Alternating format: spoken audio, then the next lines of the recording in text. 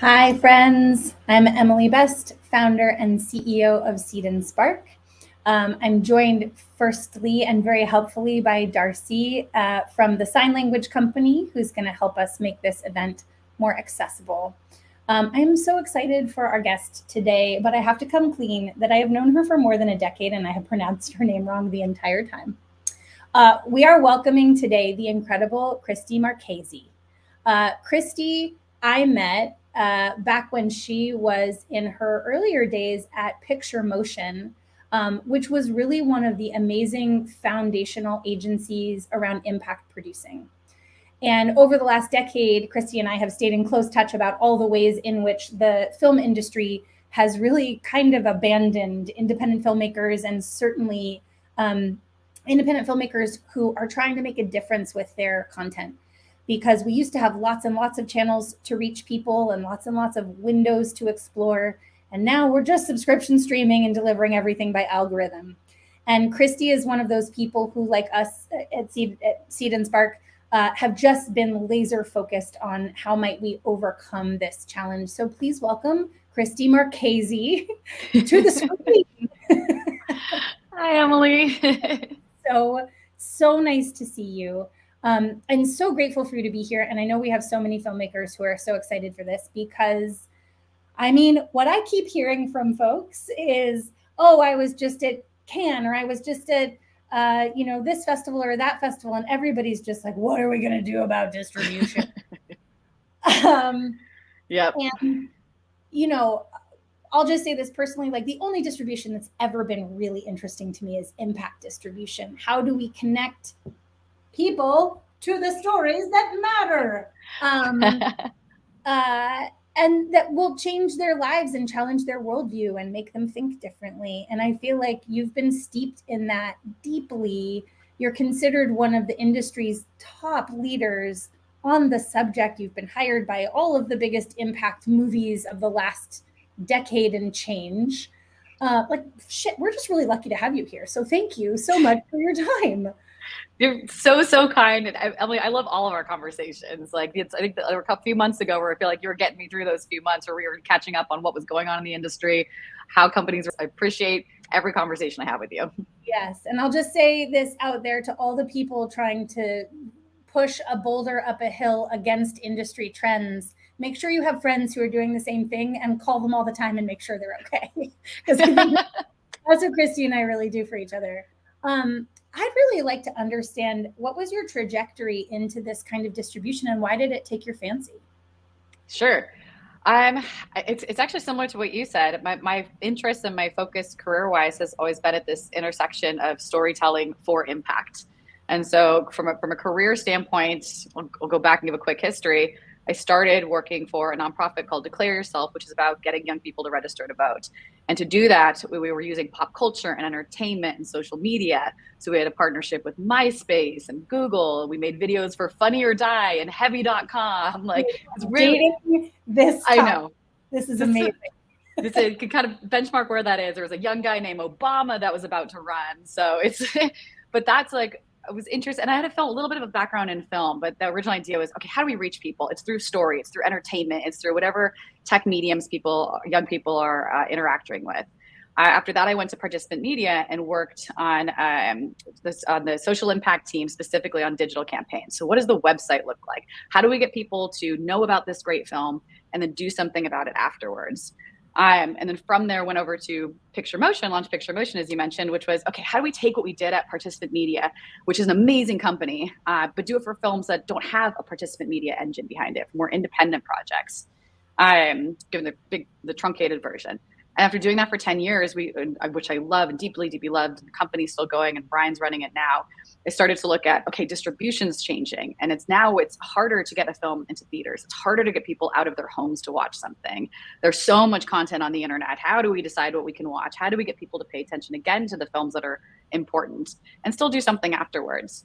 And so that's where the concept for Kinema is involved. So it's how do we approach impact, or how do we approach getting people to see great films from a distribution that gives people a little bit more power, filmmakers in particular, and a little bit more control over the release of their film. So getting great people to see great films and do something about it. So can you, for the audiences who aren't familiar, can you talk us through really quickly, like how Kinema works with filmmakers and what kind of community you've built to deliver them to? Sure. So we're a startup. We've been around, I'd say 2 years as Kinema, about 3 years since conception. And we are technically a tech platform, a marketplace platform that provides software and an operating system for filmmakers and distributors to manage their non-theatrical distribution or screening tours. And on the other side, a growing network and partnerships with mixed-use cinema spaces, organizations, and influencers to host screenings. So we think of it as kind of a network distribution. We promote films to individual spaces and organizations that have audiences. So they book the film and promote to their audiences and bring them in to see the film. And ideally, once we know who those individuals and hosts are, we can bring them different types of films and promote different new films as they come into the system. I love this. There's a couple of things I'm going to ask you to define for our audience just in case. Non-theatrical distribution, what does that mean? Sure. So we frame it as anything that, I should sometimes say exhibition. So for us, it's the showing of a film in a space that is not a theater. And so when we started pre-pandemic, our entire network was in-person spaces. All of our screening hosts were having screenings in person. But we launched in March of 2020, which is like the worst time. Like it could not have been. Like we were, like the beta site was up. We had a first film release. Everything was just, and you go backwards. And so the original concept was truly a way to do exhibition without having movie theaters or access to movie theaters. With the pandemic, because we'd already kind of launched and started building and had the initial product, we did a virtual version of that. So now we have a way for people to watch a film online live together in community, or to provide a link to their audience to watch on their own time and still the in-person version. So non-theatrical is for us a bit of a blanket term that's not in a theater, but people are coming together to watch it. And so there are sort of two drivers, right? When you talk about a marketplace, and one is it can be the filmmakers using the platform to reach out to lots of potential exhibitors. And then it can be potential exhibitors pulling a film that they want to show to their audiences. Talk to me about who are these, what kinds of exhibitors are we talking about? Like what's the sort of mix? Yeah. So I like to talk about kind of how we built and why we built on kind of against a timeline a little bit, because it kind of helps explain why we made certain decisions. So when we first launched, again, like pre-pandemic, we built the entire platform for our exhibitors, for our screening hosts. It was based off of all the data we learned at Picture Motion from running screening tours and having, actually, I've never quantified how many. We had a database of over, I think, 16,000 screening hosts back in, or this was 2019. And we surveyed them all first, trying to understand what are your pain points? Like what's preventing you from having another screening, or what could have made this process easier? And so part of it was understanding film licensing. You know, how do you even get in touch with a filmmaker? Who has the rights to that film? Part of it was film delivery. We were shifting away from DVDs in the last few years. At PicMo back in 2012, we were like a DVD shipping machine. And so our exhibitors wanted online, they wanted links to watch on their computer, and then marketing to fill that space. So those exhibitors ranged. Because most of that list was built at Picture Motion, they were mostly nonprofit organizations, schools, museums, education institutions, including colleges. We had some art galleries.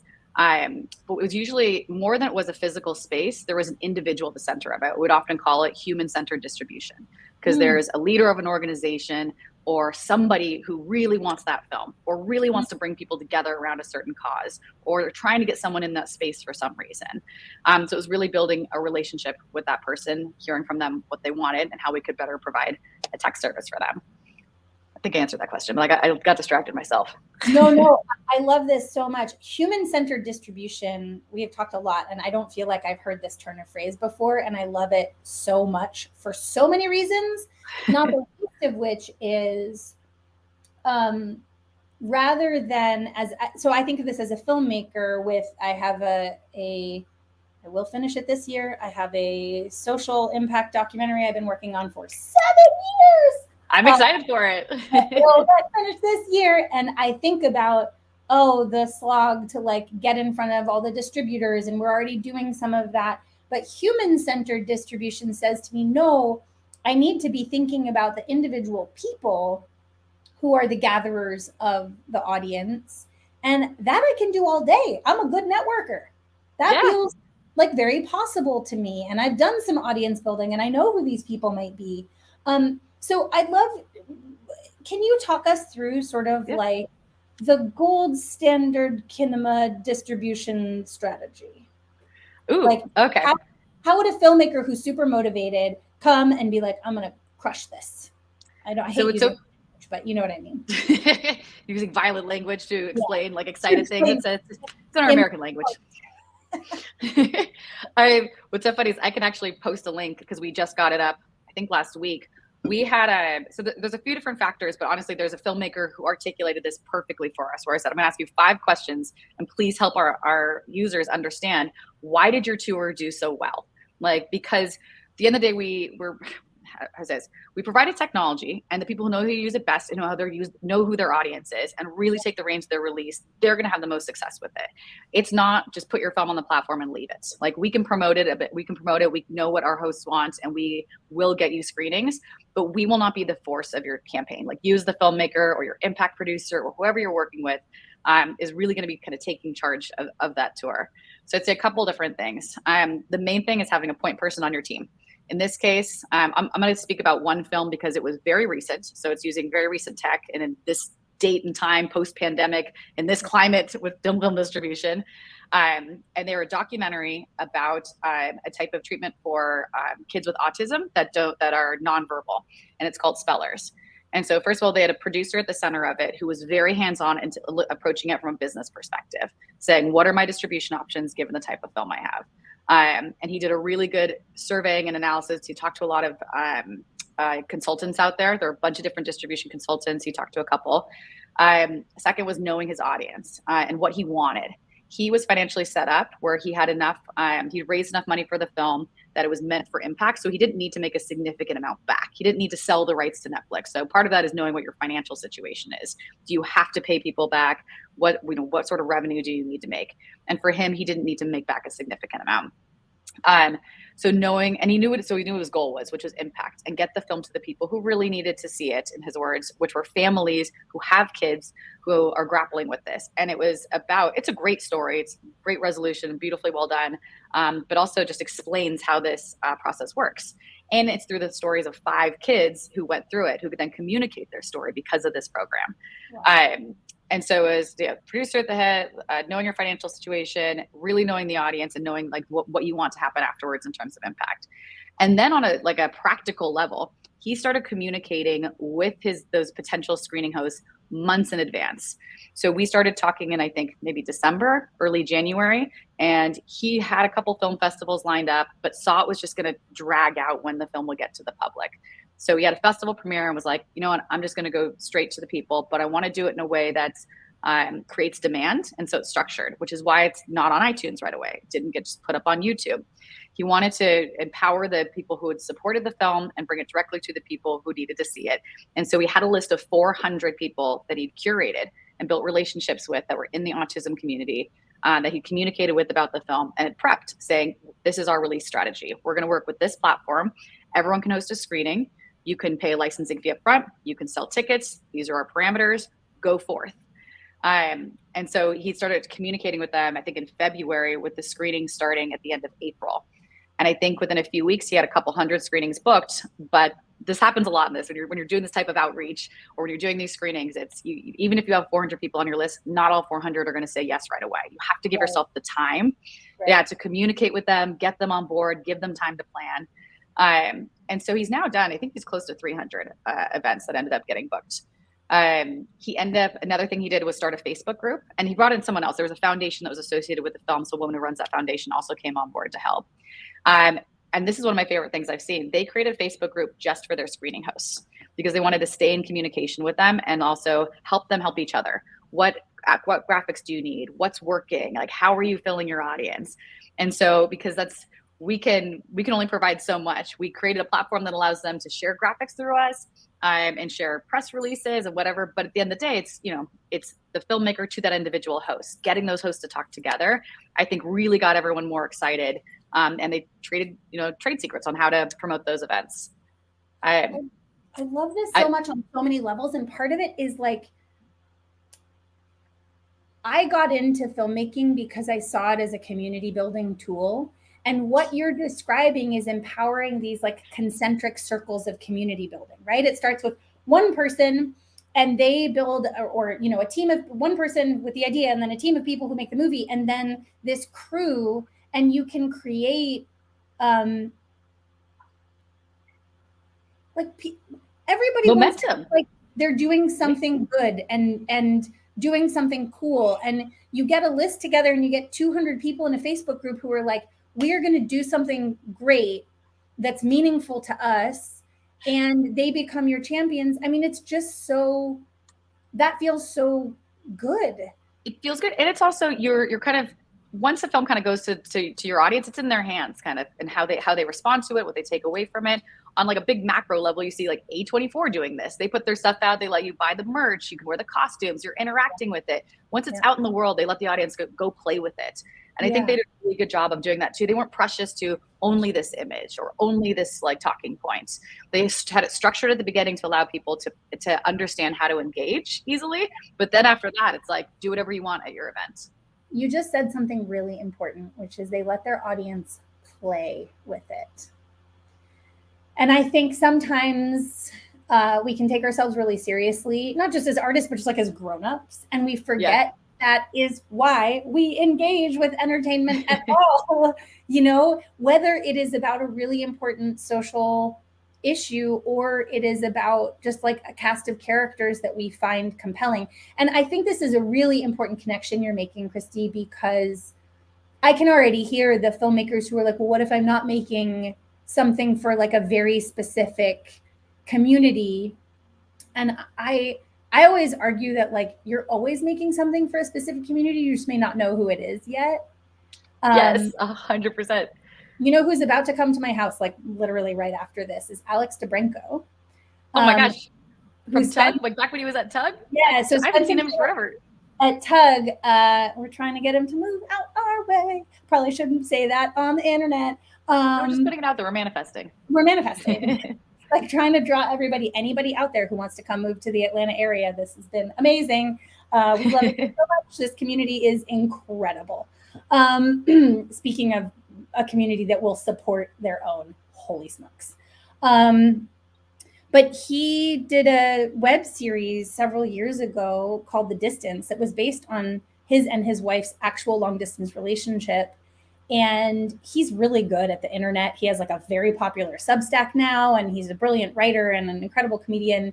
But he was really struggling to get social media traction for this film. And I remember we met for ice cream, and he's like, I don't know what's wrong with me. Like, I'm good at the internet. Like, why can't I get folks here? And I was like, well, where do people in long distance relationships hang out on the internet?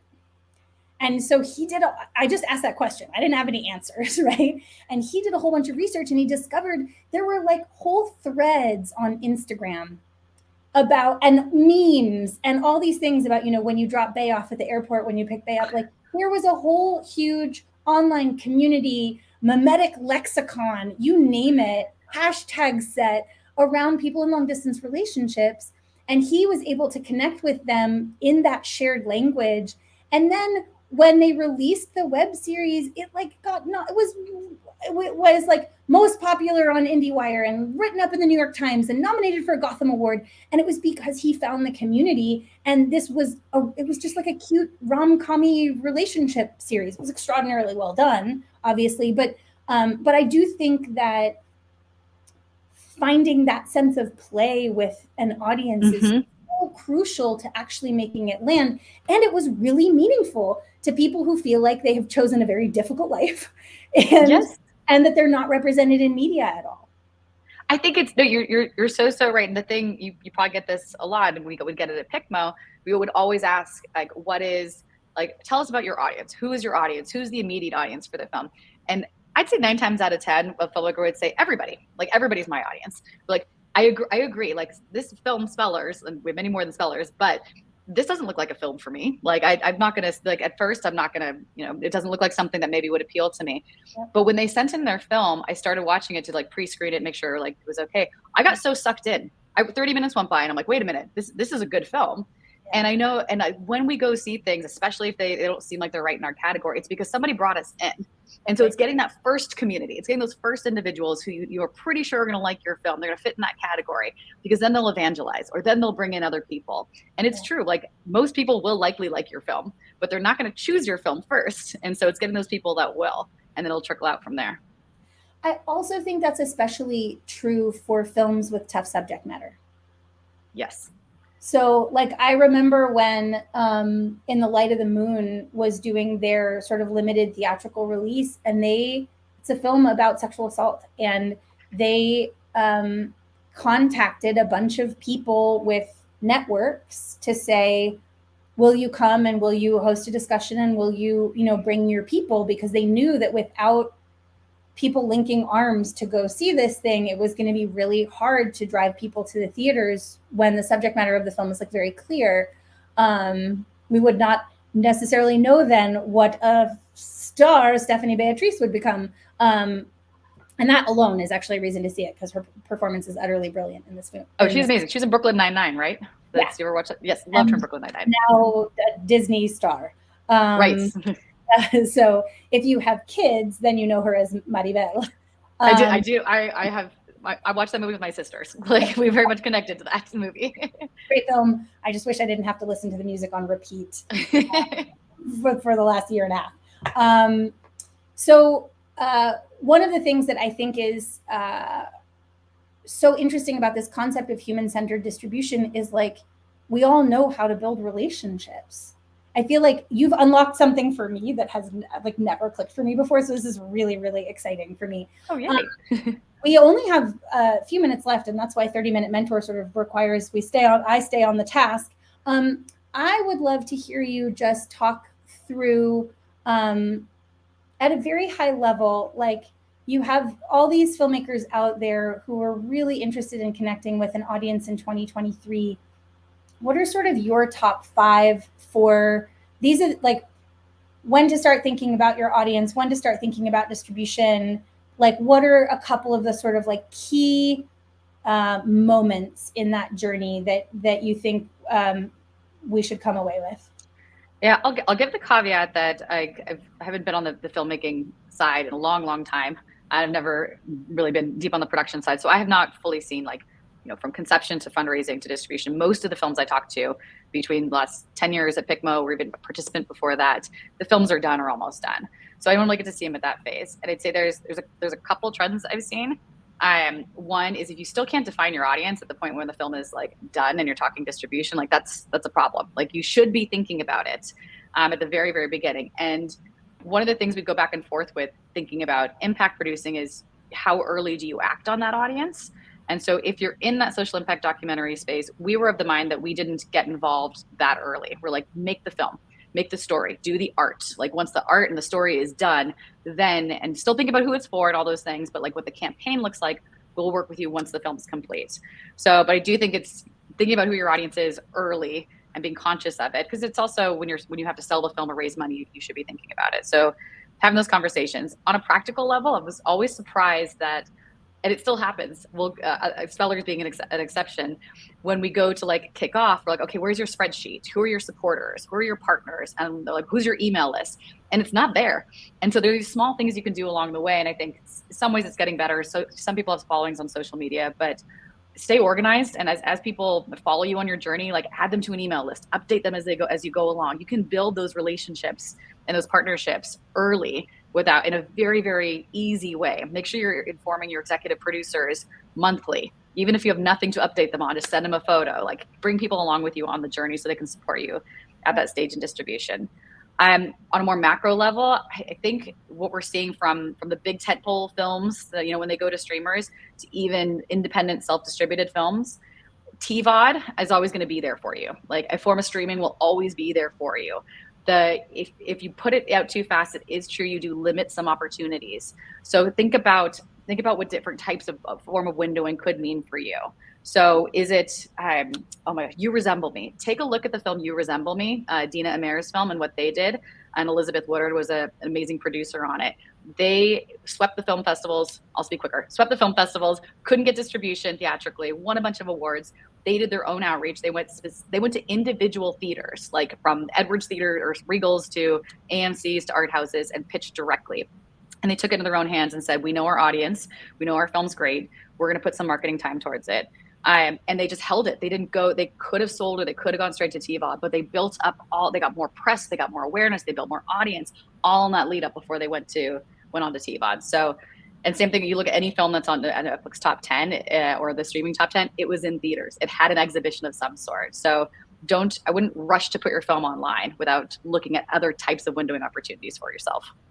I think one of the most important things that you're highlighting here is that, especially for independent filmmakers, the work kind of starts at picture lock. Yeah. Right? It's not where it ends. And the question is sort of like, do I want to be a filmmaker with the sort of, whims of festivals and distribution, or do I want to have a career connecting with audiences? And what does that take, and who do I need to partner with? We have one last quick question from the audience, which is just that, can short films work on Kinema, or is it features only at the moment? I'd say the short films that work well, we don't recommend, we talk about this a lot, Emily, like we don't ever want to gatekeep if someone knows their audience and wants to use the tech, but we do say that if your film is under 30 minutes, like, our hosts likely won't book it. If it's at least 25, 30 minutes, then it's a great hour type virtual program where someone can have a 20 to 30 minute film screening and then do a Q&A with the filmmaker or with their own audience afterwards. So yes, short films can, but like minimum 20, 25 minutes. That's incredible, because that's the hardest length to get into a festival. So it's really cool to know that there are like pathways for the longer short or the very short feature. I'd look at Shortverse too. We've been tracking what Shortverse is doing and what Argo is doing at watchargo.com, because I love shorts, which is a better market for shorts. So I'd say whoever was that asked that, check out those two sites too. Yeah. And I will also just say that at Film Forward, we're leveraging short cinema to build corporate professional development training. And we're just curating some of the best short cinema from around the world and delivering it to people who have no idea what is about to happen to them with these movies, because they think they're going to click into like boring corporate training. And we've seen unbelievable reactions from people who are like, I had no idea this film will stick with me for the rest of my life. I've changed the way I think about XYZ. So I'm also really interested in not just bringing people in, but just surprising them. Utter moments of surprise. Christie, thank you so much. I'm so grateful to you. Everybody go check out kinema.com. We will share the links across our socials. We are so, so grateful to you. I hope you have a wonderful rest of your week.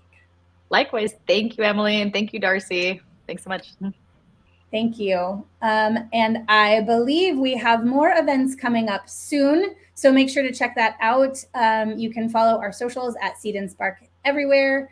Thank you so much to Darcy and the Sign Language Company, and we'll see you all next time.